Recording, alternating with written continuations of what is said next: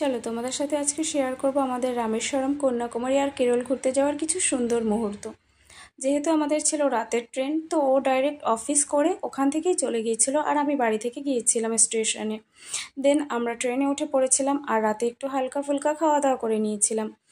আর finally আমরা পৌঁছে গেছিলাম প্রায় রামেশ্বরমের কাছাকাছি। আর এটা হলো সেই বিখ্যাত পাম্বান ব্রিজ, মানে রামেশ্বরম, যেটা পাম্বান দ্বীপের রামেশ্বরম শহরকে মূল ভূখণ্ডের মণ্ডপম শহরের সঙ্গে সংযুক্ত করেছে। টোটাল ব্রিজটাই হচ্ছে সমুদ্রের ওপর দিয়ে। এই ব্রিজটা না যদি দিনের বেলা আসতাম তো দেখাতে পারতাম, যেটার ভিউটা এত সুন্দর। যেহেতু আমাদের রাতের ট্রেন, আর পৌঁছতে পৌঁছতে আমাদের ভোর 4টে বেজে গেছিলো। ফাইনালি আমরা পৌঁছে গিয়েছিলাম রামেশ্বরম স্টেশনে। দেখো, আর স্টেশনে পৌঁছে দেখি এত মুষলধারা বৃষ্টি যে বলার মতো কথা নয়। বৃষ্টির জন্য আমরা অনেকক্ষণ ওয়েটিং রুমে ওয়েট করে নিয়েছিলাম, বাট বেশিক্ষণ তো ওয়েট করা যাবে না, তাহলে মন্দিরে আবার ভিড় পড়ে যাবে। তাই আমরা একটা অটো বুক করে নিয়ে ফাইনালি চলে গেছিলাম মন্দিরের কাছে। আর এখানে দেখো সবাই কত সুন্দর স্নান করছে। এখানে সবাই স্নান করে তারপরে দেন চলে যায় মন্দিরের ভেতরে। যেহেতু মন্দিরের ভেতরে কোনো ভিডিও অ্যালাউ নেই, তাই আমরা মন্দিরের ভেতরটা ভিডিও করতে পারিনি। তাই ভাবলাম ভেতরটা না করলে কি হচ্ছে, বাইরের এত সুন্দর দৃশ্যটা, ভোরের সূর্যটা ওঠার দৃশ্যটাই ভিডিও করে নেই। আর আমরা কিছু ফটো ক্যাপচার করেছিলাম, সেগুলোই তোমাদের সাথে শেয়ার করলাম। দেন আমরা মন্দির ঘুরে চলে গিয়েছিলাম খাওয়া দাওয়া করতে। যেহেতু সকাল হয়ে গেছিলো, খুব খিদেও পেয়েছে, তো কাছাকাছি একটা খুব সুন্দর রেস্টুরেন্ট ছিল সেখানে। আর দেখো দোসাটা কত সুন্দর লাগছে, তাই না? সাউথ ইন্ডিয়ান খাবারগুলো কিন্তু কিছু কিছু বেশ টেস্টিই হয়।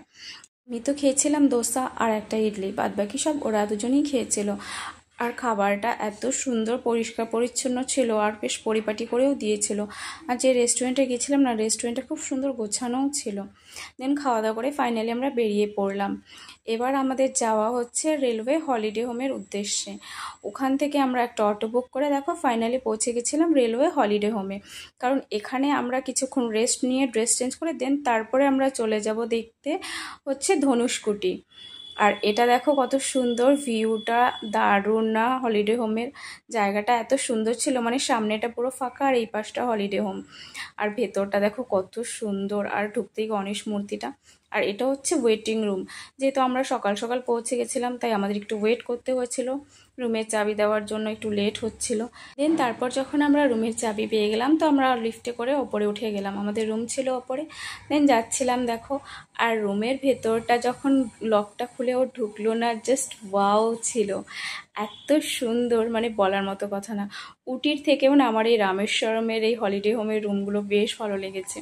প্রথমেই বেশ দেখেছিল কত সুন্দর একটা মিরর ছিল, খাট, সব কিছু কত সুন্দর সাজানো গোছানো। এইদিকে